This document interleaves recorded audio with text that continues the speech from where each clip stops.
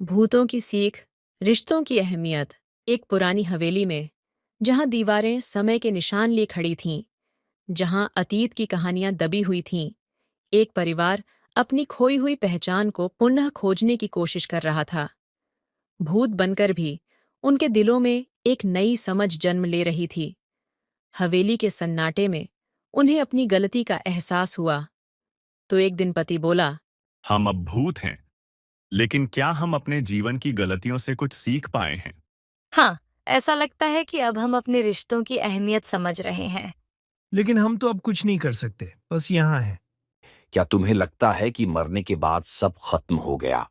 सच में, हम अपने परिवार को छोड़कर आए हैं। यही तो सबसे बड़ा डर है। तुमने जीते जी एक दूसरे की अहमियत नहीं समझी। अब तुम्हें यही सीखने को मिला है। हाँ, हमने बहुत समय एक दूसरे से दूर बिताया। क्या हम अब कभी माफी नहीं मांग सकते? माफी मांगना और अपने के पर पछताना, यही असली ताकत है। बिल्कुल, अगर हम एक दूसरे के लिए नहीं खड़े हो सकते, तो यह सब बेकार है। सही कहा।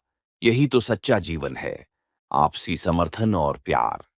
तो हमें हमेशा एक दूसरे की मदद करनी चाहिए, चाहे कुछ भी हो।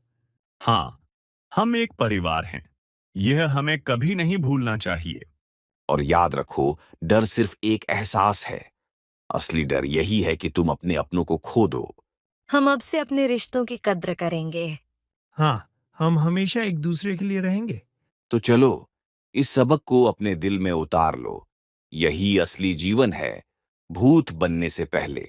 सभी एक दूसरे को गले लगाते हैं। तो हमें इस कहानी से ये सीख मिलती है कि प्यार और एक दूसरे की कद्र करना सबसे महत्वपूर्ण है, क्योंकि हमें नहीं मालूम कि हमारे चाहने वाले हमारे साथ कब तक है।